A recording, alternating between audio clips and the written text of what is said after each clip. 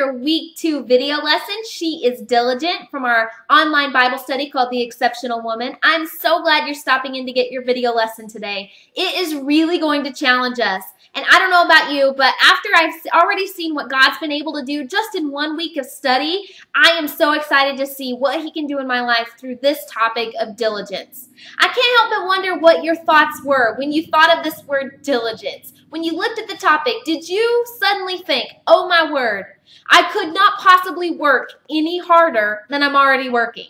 I could not possibly fit one more stinking thing in this busy schedule of mine. I go from morning to night. There's absolutely no way I could work any harder and add one more thing to what I'm already doing. I wonder if that was what you thought, because I know it's what I thought initially.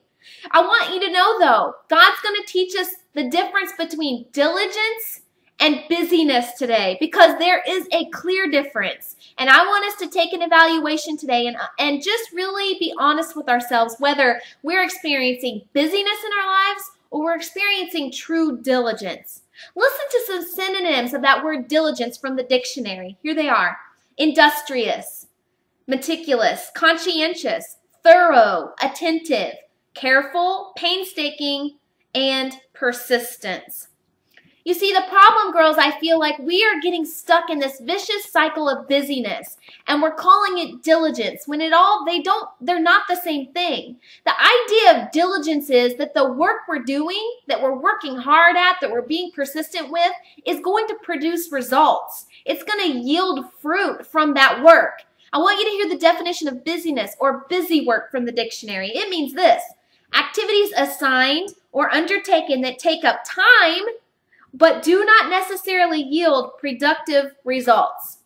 Can I be very frank with what I'm seeing happen in our lives, girls? Our busyness is completely destroying our marriages. It's causing us to disconnect from our family and our children. It's destroying our finances. It's destroying our health. And most concerning, it is causing us to have a far and distant relationship with God. We are not getting up close and personal with God like He has planned for us, and we're missing different purpose and plans He has committed for our life because of our busyness. I want you to hear this verse out of Ephesians. It comes from chapter 5, verses 11 through 17. And they say this: "Look carefully then how you walk. Live purposefully and worthily and accurately, not as the unwise and witless, but as the wise, sensible, intelligent people, making the very most of the time, buying up each opportunity, because the days are evil. Therefore, do not be vague and thoughtless and foolish, but understanding and firmly grasping what the will of the Lord is." You know, I'm convinced that you and I are missing many God-given opportunities, all because of our busyness. All because we're engaged in so much activity that is not yielding fruit, and it's not being productive and giving the results that we ultimately want to see in our life and in our family's life. But because of that busyness, we continue to let opportunities slide by that God appointed for us. And so I don't want that to happen. I want us to be able to grasp every opportunity that God has for us. So I really want us to get the difference between diligence and busyness. And you know what I think, girls, we have the hardest time of overcoming about this topic of busyness? Because when we ultimately take a look at our busyness, we cannot find any place in that busyness that we don't think is necessary. Somehow we think it's all necessary. Every task, every activity that we have on our schedule, we somehow justify and reason that it has to be there, that we have to make it fit, that we can't cut it out. And we look at this list and we say, but these are all good things. And I want you to know something. You studied this in your homework over the week, and I want us to look at it again, because there's a woman in Scripture that had this same exact attitude. She knew all too well about this topic of busyness versus diligence. I want us to hear it. It comes from Luke chapter 10, verses 38 through 42 in the Amplified Bible. It says this: "Now while they were on their way, it occurred that Jesus entered a certain village, and a woman named Martha received and welcomed him into her house. And she had a sister named Mary, who seated herself at the Lord's feet and was listening to his teaching. But Martha overly occupied and too busy, was distracted with much serving. And she came up to him and said, Lord, is it nothing to you that my sister has left me to serve alone? Tell her then to help me, to lend a hand and to do her part along with me. Verse 41. But the Lord replied to her, saying, Martha, Martha, you are anxious and troubled about many things, but there is need of only one or but a few things. Mary has chosen the good portion, that which is to her advantage, which shall not be taken away from her. If you read that passage in the NASB version of the Bible, it says this in verse 40. It adds one word that will be so important to us. It says, but Martha was distracted with all her preparations. Here's what I want you and I to see. Just like Martha, so many times we can become so distracted with our preparations. We become completely overwhelmed and anxious and frustrated with our schedule and all the demands placed on our life. And then we start throwing a pity party for ourselves. We think nobody else gets it. No one cares. My family will not chip in and help. Nobody's helping me sustain this overwhelming, crushing schedule that I have and all these demands that I have. And here's the thing. Then we start to blame God. Well, Lord, I cannot believe that you're not helping me with this. Why can you not help me accomplish all these tasks I have? And you know what I think that's so funny? I bet God's answer back to us is, girlfriend, you're the one making that busy schedule of yours. You're the one that chooses every task that you take on. You first made a choice to take it on. And I really think that we need to stop and meditate on that. How is it that we continue to be so frustrated and overwhelmed and completely almost crushed under this task, this busyness that we have? But yet we cannot pull ourselves away. Just like Martha, we're going, no, this is what the plan is. We have to stick to it, and this is the way it's going to be. And then we want to get everybody else in on it, and we try to make everybody else feel bad about our plan, our schedule, our busyness. And I just want us to really think about a few things, because here's what's happening. Just like Martha, because what Jesus came to Martha and said, Martha, you're distracted by these things and you're missing an opportunity. Just like we read in Ephesians just a minute ago in chapter 5. You're missing an opportunity, but Mary saw the opportunity and she seized it.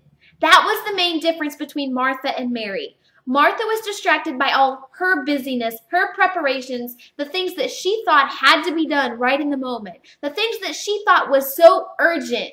And Jesus is going, no, you're missing the opportunity right now. The most fruitful thing that you could be doing, the most diligent thing you could have seized was to sit at my feet and listen to my teaching. It was an opportunity that Martha missed and Mary gained.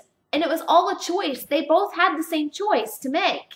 Jesus gave them both the same opportunity. And so I really want us to learn from that passage. And I thought about, there's a couple things that keep happening, just like happened to Martha.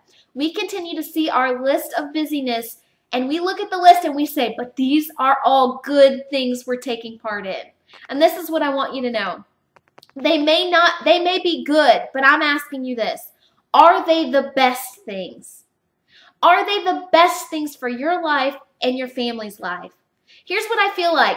As our schedule continues to fill up with good things, girls, those good things ultimately are pushing out the best things for our life.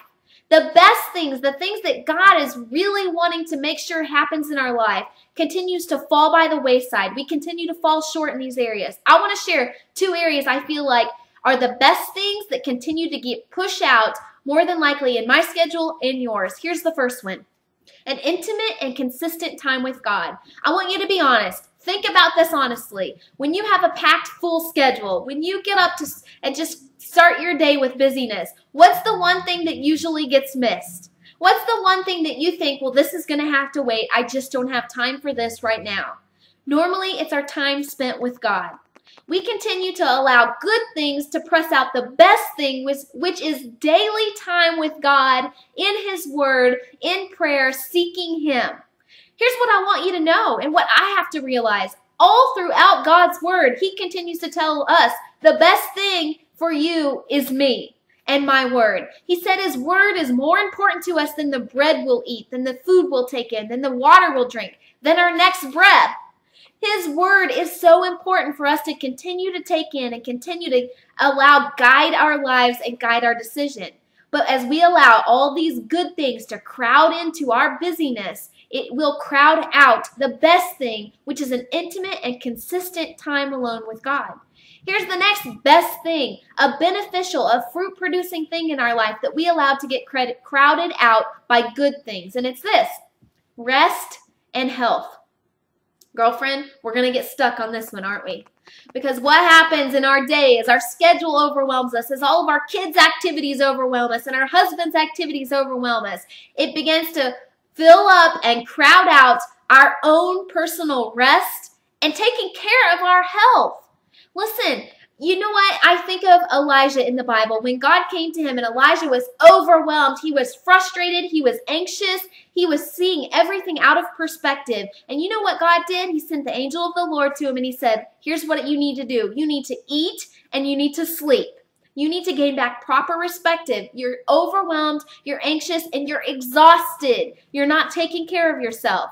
And that was his instructions to him. And I just wonder, is some of our anxiety and our frustration and the exhaustion that we're feeling from the tasks on our plate only because, and a main reason, that we're not taking care of ourselves? We're not taking time for rest and for health. We're not becoming physically active and engaging in physical activity.